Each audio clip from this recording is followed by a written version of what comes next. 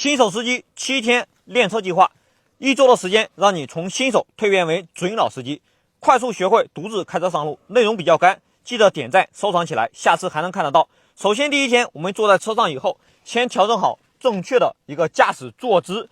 调节好驾驶坐姿以后，才能调节后视镜。那么咱调节这个后视镜如何调节呢？先调左侧的后视镜，当咱们能够从左侧后视镜中看到左前面的门把手在这个右下角出现即可。右边的后视镜在镜面中能够看到右前面的门把手在左下角出现即可，这就是咱后视镜最简单的调节方法。接下来再去调节咱们这个车内的中央后视镜，当咱们能够从镜面中看到车后方这个后挡风玻璃完整的这一块时，视野也是最佳的，这样才能够保证咱们上路以后更好的观察车辆左右后方的路况。然后呢，再花上1个小时的时间熟悉一下车内这些功能按键的作用，比如说咱们车辆上这个档位如何去切换，比如说咱们这个雨刷器如何去用，转向灯和灯光等一些常用的功能，还有方盘上这些按键都是干嘛用的，这些东西都熟悉以后，咱们在路上开车才能最大程度的减少事故的一个发生。你总不能说你开车遇到了雨天却不知道如何去开这个雨刷器，对不对？在边开车边低头去寻找这些按键的用法，那就很麻烦很危险了。再比如说这个档位，你要知道它什么档是什么样的功能，你不能说你在路上开车以后再去边开车边研究档位的应用。这里咱们可以找一个老司机给我们陪练，他不但可以教你这些功能的使用，他还能给你分享一些开车时的经验，更能提升你开车时的信心和咱们的胆量。找一个人少车少的路段再去开车，开了半天以后呢，再去这个城市道路上开，记得避开这个上下班的高峰期。这里有一个关键点不要忘记了，咱们新手上路最好在车辆尾部贴一个实习标志，这样其他车辆就能注意到你，他会给你保持一定的距离，对不对？因为他也怕你碰到他呀，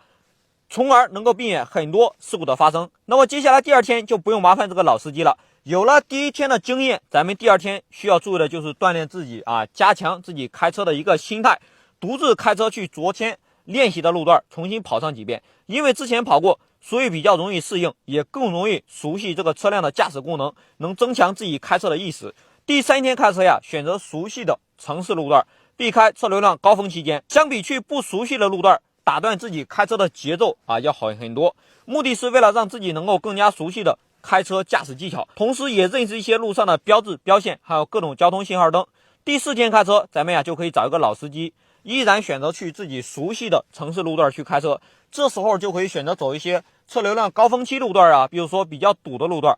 你不要说觉得比较堵我新手开不了这样可以能够增强咱自己开车的信心，你开不好就慢点开，对不对？加强自己的心态，并且能够掌握一些在拥堵路段的驾驶技巧和车辆操控，才能更好的提升你的开车的车感。第5天，你已经拥有了独自开车上路的能力，可以开车去陌生的城市道路，巩固一下自己的驾驶技巧，这样也大致拥有了应对各种路况的变化的可能性。你开车也不用再去担惊受怕了，陌生的环境也不用去担心其他车辆给你按喇叭给你晃大灯，对不对？这时咱们主要练习的就是心态，我是新手，我怕啥？不能因为自己是新手就怕别人按喇叭去催促你。第6天开车就可以开始锻炼自己夜间开车的能力了，可以选择去自己熟悉的夜间道路驾驶。不过在这之前，你最好先熟悉一下车上这些灯光的应用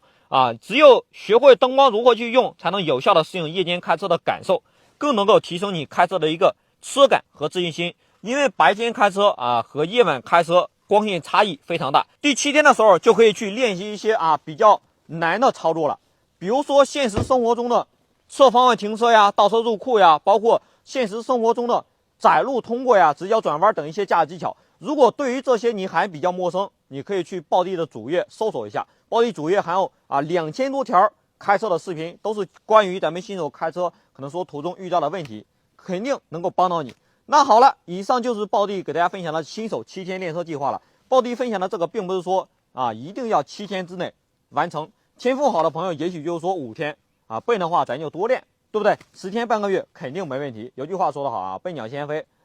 那好了，以上暴地分享的这些，只要咱学会以后，您可以根据暴地分享的这个步骤多加了调整，多加了练习，相信我，总有一天你也是老司机，加油！